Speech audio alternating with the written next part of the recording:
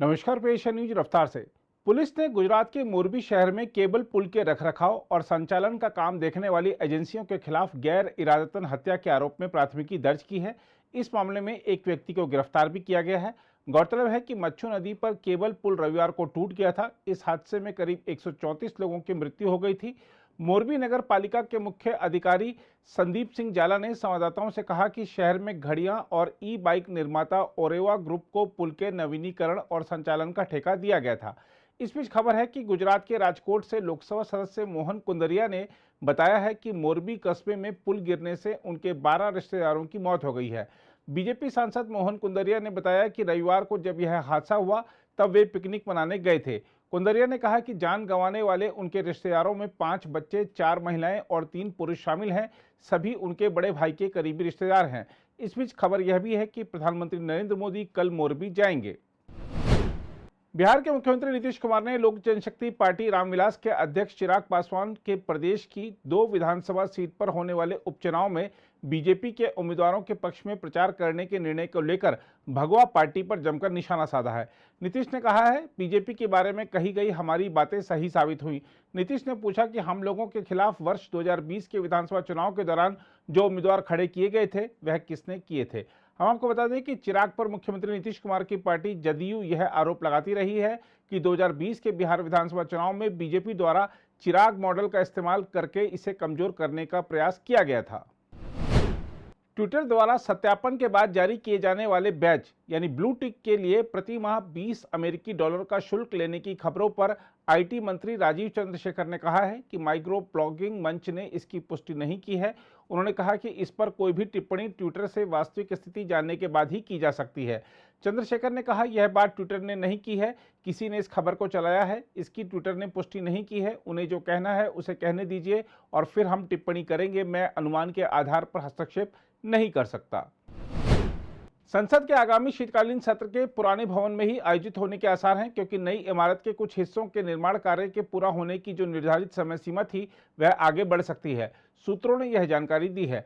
संसद का शीतकालीन सत्र सामान्यतः नवंबर माह के तीसरे सप्ताह में आरंभ होता है। सरकार की कोशिश शीतकालीन सत्र से पहले निर्माण कार्य पूरा कर लेने की थी। सूत्रों ने बताया है कि यह इमारत एक अहम और जटिल परियोजना है, जिसका निर्माण बेहद ही चुनौतीपूर्ण समय सीमा के भीतर किया जा रहा है। उन्होंने बताया कि निर्माण कार्य 24 घंटे चल रहा है। उन्होंने बताया कि भवन का सिविल कार्य लगभग पूरा हो चुका है, लेकिन अंतिम दौर का काम व बिजली का काम इस साल के अंत तक जारी रह सकता है। सूत्रों ने बताया कि निर्माण कार्य की गति में तेजी लाने के लिए फर्नीचर, कालीन, दीवार, भित्ति चित्र और भवन को सुसज्जित करने के साथ ही विभिन्न स्थानों पर भवन निर्माण का काम भी चल रहा है। सूत्रों ने बताया कि अभी भवन तैयार हो जाने की कोई तिथि तय करके नहीं बताई जा सकती है। ऐसे में इस संभावना से इनकार नहीं किया जा सकता है कि शीतकालीन सत्र पुराने भवन में ही हो। राष्ट्रवादी कांग्रेस पार्टी के अध्यक्ष शरद पवार को बेचैनी महसूस होने पर सोमवार को मुंबई के एक निजी अस्पताल में भर्ती कराया गया।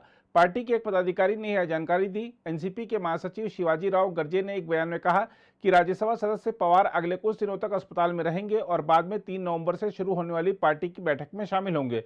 उन्होंने बताया कि शरद पवार ने बेचैनी की शिकायत की, जिसके बाद उन्हें उनके चिकित्सक की सलाह पर ब्रीच कैंडी अस्पताल में भर्ती कराया गया।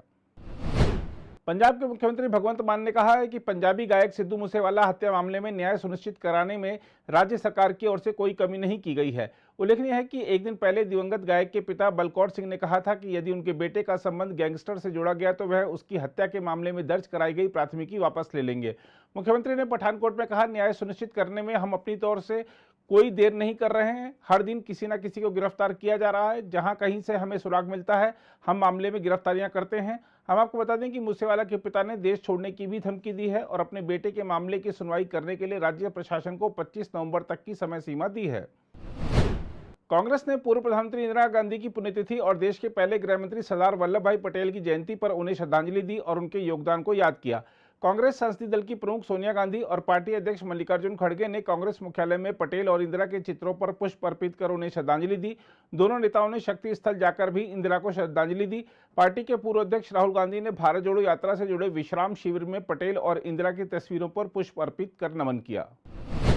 चीन ने अपने निर्माणाधीन अंतरिक्ष स्टेशन के लिए लैब मॉड्यूल मैंगशन का सोमवार को प्रक्षेपण किया। चीन के सबसे बड़े रॉकेट में शामिल लॉन्ग मार्च 5BY4 द्वारा दक्षिणी द्वीपीय प्रांत हैनान के तटीय क्षेत्र पर स्थित वेनचांग अंतरिक्ष यान प्रक्षेपण स्थल से इसे अंतरिक्ष में भेजा गया। चीन की मानव युक्त अंतरिक्ष एजेंसी के एक अधिकारी ने प्रक्षेपण के करीब 10 मिनट बाद घोषणा की कि मिशन सफल रहा और अंतरिक्ष यान अपनी लक्षित कक्षा में पहुंच गया। बाद में यह अंतरिक्ष स्टेशन के ऑर्बिटिंग और मॉड्यूल से जुड़ जाएगा। भारत के सात्विक साईराज रंकीरेड्डी और चिराग शेट्टी की स्टार जोड़ी ने फ्रेंच ओपन सुपर 750 टूर्नामेंट का पुरुष युगल खिताब अपनी झोली में डाल लिया है। भारतीय जोड़ी ने फाइनल में लू चिंगयाओ और यांग पो हान की चीनी ताइपे की जोड़ी को सीधे गेम में पराजित किया। भारतीय जोड़ी 2019 चरण में उप विजेता रही थी। दुनिया की 8वें नंबर की इस जोड़ी ने लू और यांग की 25वीं रैंकिंग की जोड़ी को 48 मिनट में 21-13, 21-19 से हराया। वैश्विक बाजारों के सकारात्मक रुझान और विदेशी संस्थागत निवेशकों की तरफ से निवेश आने से सोमवार को घरेलू शेयर बाजारों में लगातार तीसरे कारोबारी सत्र में भी तेजी का सिलसिला जारी रहा। बीएसई का 30 शेयरों पर आधारित मानक सूचकांक सेंसेक्स 786.74 अंक यानी 1.31% की जोरदार बढ़त के साथ 60,746.59 अंक पर बंद हुआ। इसी तरह नेशनल स्टॉक एक्सचेंज का मानक सूचकांक निफ्टी भी 225.40 अंक यानी 1.27% की बढ़त लेकर 18,012.20 अंक पर बंद हुआ। अगर आप भी लेना चाहते हैं देश दुनिया की तमाम जानकारी तो आज ही सब्सक्राइब करें हमारे चैनल को। साथ ही नीचे दिए बेल आइकन को जरूर दबाएं ताकि हर अपडेट आप तक पहुंच सके।